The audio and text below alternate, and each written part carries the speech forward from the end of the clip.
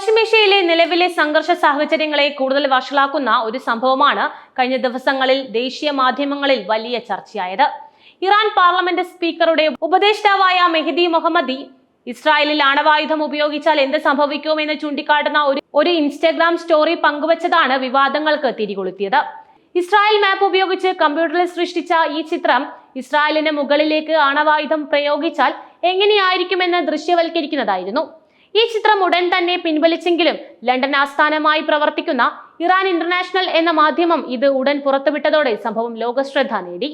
വിവാദം ആളിക്കത്തിയതോടെ Mehdi Mohammadi ചിത്രത്തിന്റെ വിശദീകരണവുമായി രംഗത്തെത്തി. തന്റെ ഇൻസ്റ്റഗ്രാം പേജിന്റെ അഡ്മിനാണ് ഈ ചിത്രം പോസ്റ്റ് ചെയ്തത് എന്നും അത് ഉടൻ തന്നെ ഡിലീറ്റ് ചെയ്തെന്നും അദ്ദേഹം പറഞ്ഞു. ഞാൻ വ്യക്തിപരമായി ആണവായുധങ്ങൾ വികസിപ്പിക്കുന്നതിന് എതിരാണ്. അത് ഇറാന്റെ പ്രതിരോധമാകുമെന്നും കരുതുന്നില്ല. അത് അങ്ങേയറ്റം സങ്കീർണമായ വിഷയമാണ്. മെഹ്ദി മൊഹമ്മദി തന്റെ വിശദീകരണത്തിൽ വ്യക്തമാക്കി.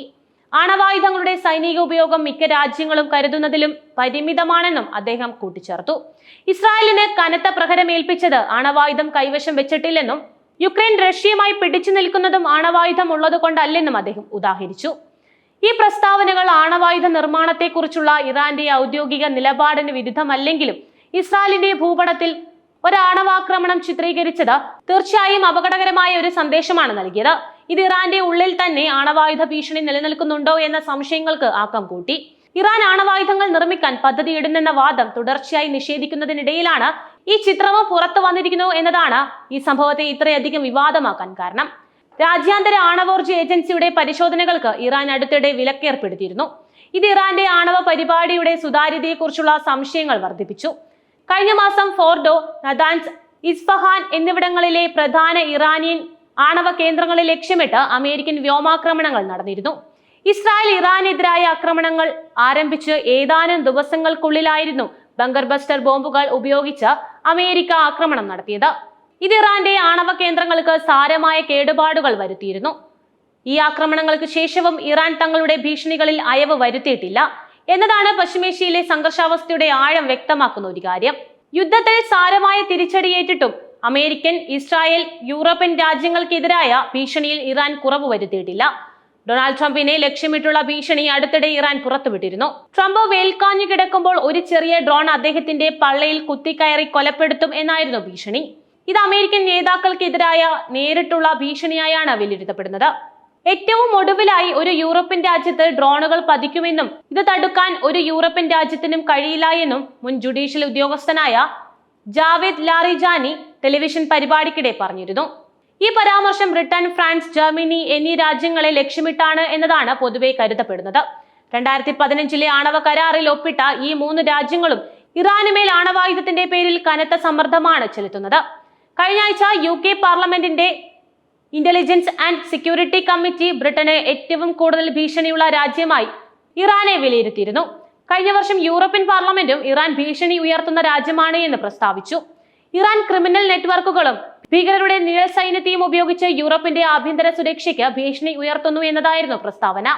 ഇത് യൂറോപ്പിൽ ഇറാന്റെ സ്വാധീനം വർദ്ധിച്ചു വരുന്നു എന്നതിന്റെ സൂചനയായാണ് കണക്കാക്കപ്പെടുന്നത്. ഇറാൻ തുടർച്ചയായി ആണവായുധ നിർമ്മാണത്തെ നിഷേധിക്കുമ്പോഴും ഇത്തരം ഭീഷണികളും പരിശോധനകളിൽ നിന്നുള്ള ഒഴിഞ്ഞുമാറലും സംശയങ്ങൾക്ക് ആക്കം കൂട്ടുന്നുണ്ട്. ഒരു ആണവായുധ ശക്തിയായി ഇറാൻ മാറുകയാണെങ്കിൽ അത് പശ്ചിമേഷ്യയുടെ രാഷ്ട്രീയ ഭൂപടത്തെ തന്നെ മാറ്റിമറിക്കും. ഇസ്രായേലും സൗദി അറേബ്യയും ഉൾപ്പെടെയുള്ള അയൽ രാജ്യങ്ങൾക്കും ഇത് വലിയ സുരക്ഷാ ഭീഷണി നൽകും. ഇതൊരു പ്രാദേശിക ആണവായുധ മത്സരത്തിന് വഴിയൊരുക്കാനും മേഖലയിലെ സംഘർഷങ്ങൾ രൂക്ഷമാക്കാനും സാധ്യതയുണ്ട്.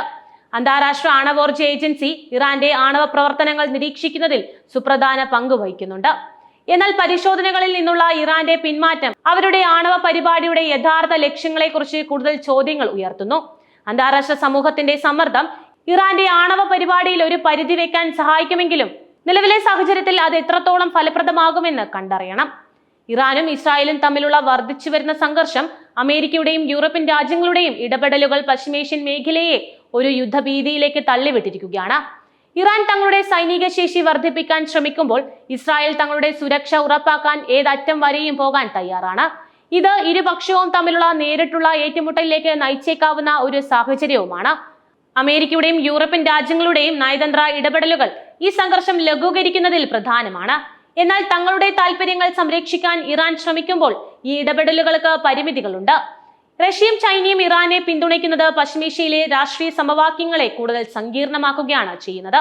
ഈ സാഹചര്യത്തിൽ ആണവായുധങ്ങളുടെ വ്യാപനം തടയുക എന്നതും പ്രാദേശിക സംഘർഷങ്ങൾ രൂക്ഷമാകാതെ നോക്കുക എന്നതും അന്താരാഷ്ട്ര സമൂഹത്തിന്റെ ഏറ്റവും വലിയ വെല്ലുവിളികളിൽ ഒന്നാണ്. ഇറാന്റെ ആണവ പരിപാടി സംബന്ധിച്ച ആശങ്കകൾ പരിഹരിക്കപ്പെടാത്തിടത്തോളം കാലം പശ്ചിമേഷ്യൻ മേഖലയിലെ സമാധാനം ഒരു ചോദ്യചിഹ്നമായി തുടരും.